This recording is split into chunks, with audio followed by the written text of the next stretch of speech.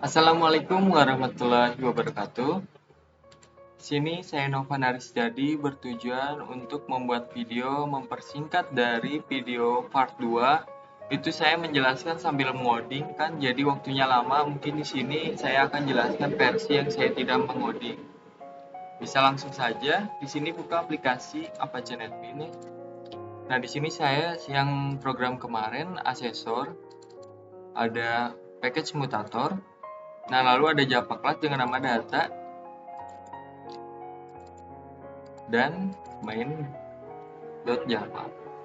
Di sini saya menjelaskan mutator dan asesor, di mana mutator itu adalah metode yang mempunyai konsep getter. Dia hanya bisa mengembalikan nilai dari atribut yang sudah kita bikin. Nah, lalu untuk setter yaitu mutator, nah dia hanya bisa merubah nilai atau atribut yang sudah kita hubungkan dengan parameter di metode setter, sehingga ia hanya bisa merubah atau menulis saja, tidak bisa menampilkan. Nah, lalu di sini saya sudah membuat perbandingan antara atribut yang private. Nah, lalu ini adalah atribut yang public. Jadi di sini saya sudah membuat perbedaannya.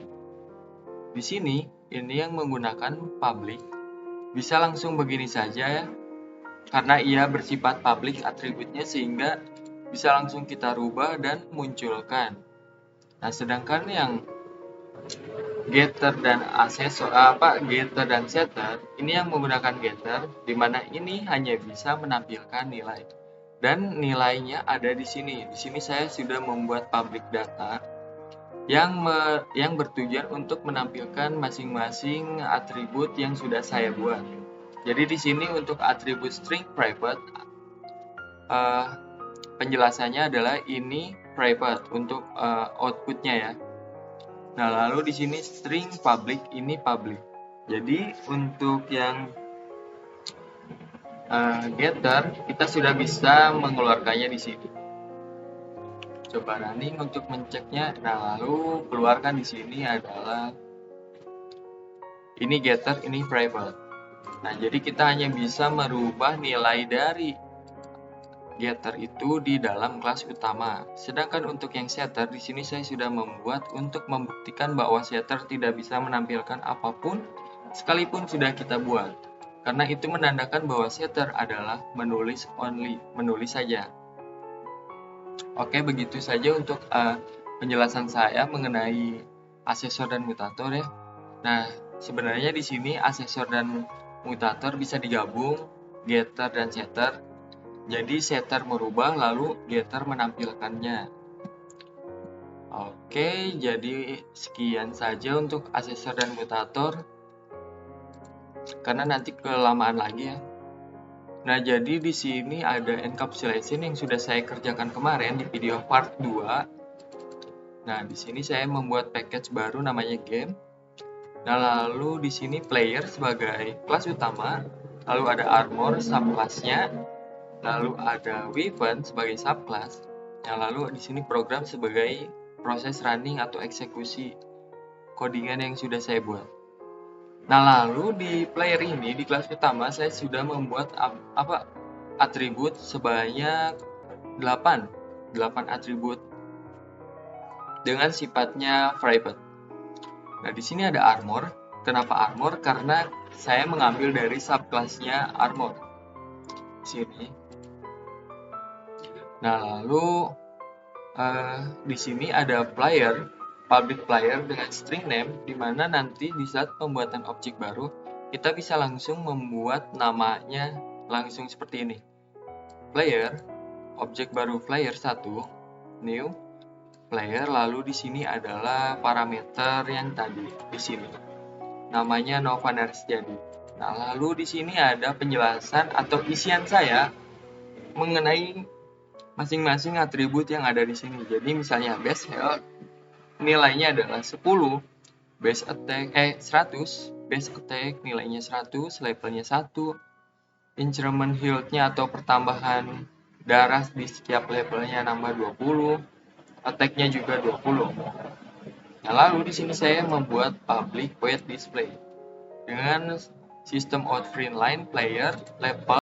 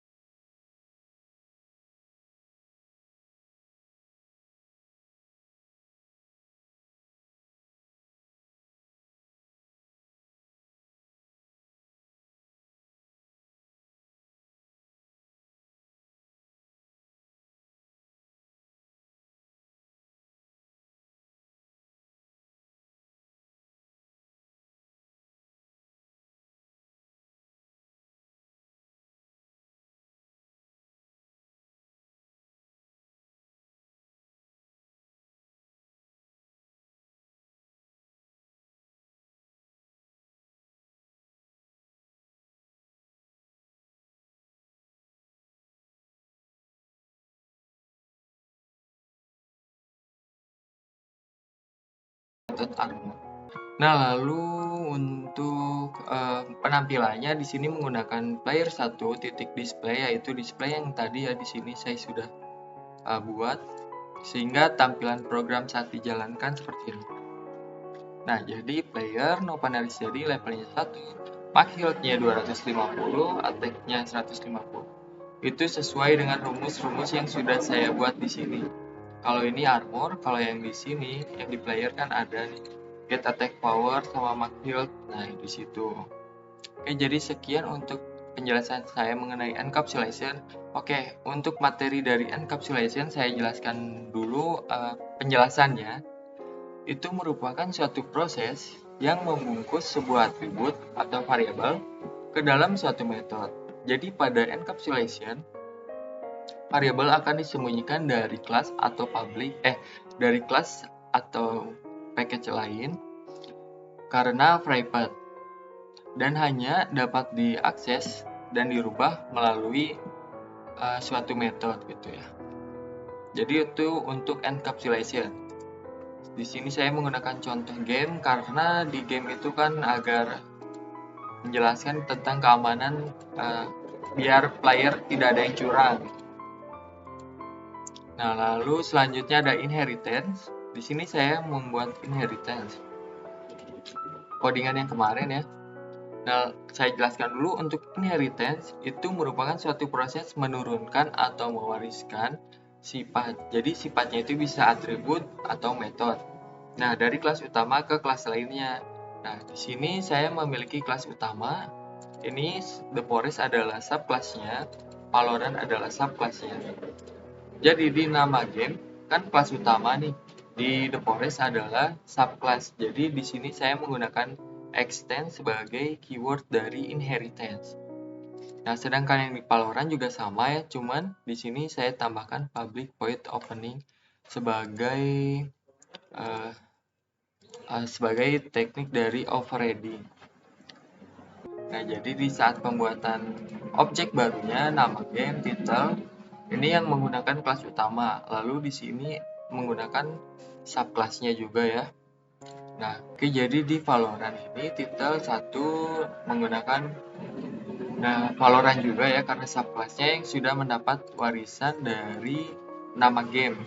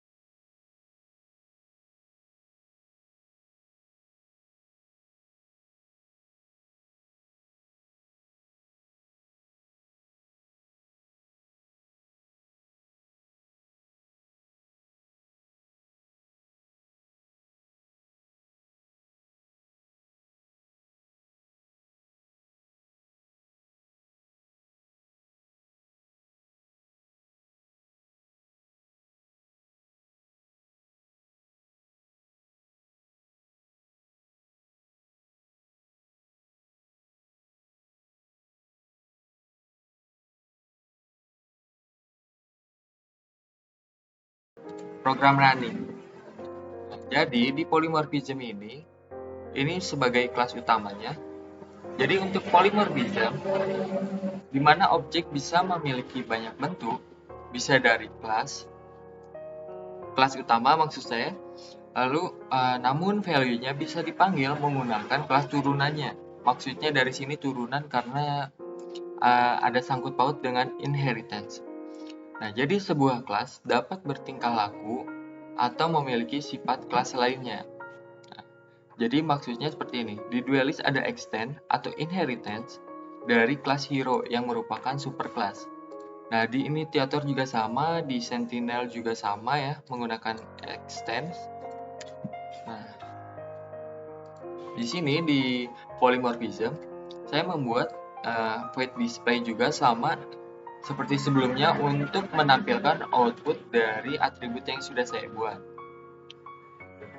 Ini karena di sini tidak ada asesor dan mutator, jadi ini bisa bersifat bebas saja ya untuk atributnya, tidak perlu private. Nah, jadi di sini, nah ini ada metode dari hero ya, menggunakan parameter nama dan dihubungkan dengan atribut nama. Nah, lalu di program running saat kita membuat objek baru, di sini saya mencontohkan menggunakan superclass, nama objek barunya, lalu di sini pembuatan objek kelasnya,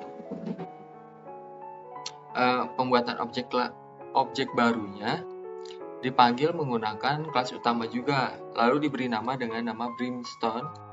Lalu ini yang garis miring N ini adalah enter dari hasil outputnya nanti. Nah, lalu di sini saya mencontohkan juga tentang pembuatan dari inheritance ya, yang sehingga membuat subclass memiliki sifat yang mirip dengan superclassnya. Jadi hero duelist membuat objek baru dengan nama hero duel, dipanggil menggunakan hero duelist juga, namanya Jet. Nah, lalu hero initiator juga sama, hero sentinel juga sama. Nah, jadi di polymorphism nih saya contohkan ya. Bisa membuat hero misalnya hero 5, new, lalu kita panggil dengan hero duelist. Kita bungkus namanya Ray 5. Lalu jadi koma. Seperti ini ya. Nah, ini adalah polymorphism di mana superclass bisa dipanggil pembuatan objek barunya menggunakan subclass. Nah, jadi di saat kita mencoba untuk memanggilnya hero 5 display, nah, seperti ini, maka di saat di running akan muncul Reina tipe duelist. Kenapa duelist? Karena di sini saya memiliki sebuah display yang menjelaskan sistem outprint lainnya adalah tipe. Di sini juga ada atribut yang sudah saya bikin ya, dengan tipe string, namanya tipe, lalu isinya adalah duelist. Jadi di saat kita menjalankan programnya akan menampilkan ini. Karena itu polymorphism. Di sini saya menambahkan ArrayList karena saya mendapatkan ilmu juga ya di saat saya belajar. Nah, di sini di polymorphism hero yaitu superclassnya bisa menjadikan array dari masing-masing subclassnya. Nah, sehingga tampilannya seperti ini. Nah, jadi ini adalah hero buka kurung kotak sebagai simbol atau sebagai syarat dari pembuatan array ya. Nah, di sini nama objeknya adalah hero dengan new hero. Kita tidak bisa memanggilnya menggunakan subclass karena harus menggunakan superclassnya. Nah, jadi seperti ini sehingga hasilnya seperti ada di output ini. Nah, ini hero, kumpulan hero adalah objek baru, terus di sini ada array-nya, array 1 dimulai dari 0. Nah, seperti ini. Kita coba tambahin deh ya. Kita tambahin ya. Kumpulan hero 4 sama dengan hero 5. Ini pasti akan error, jadi kita tambahin 5. Sini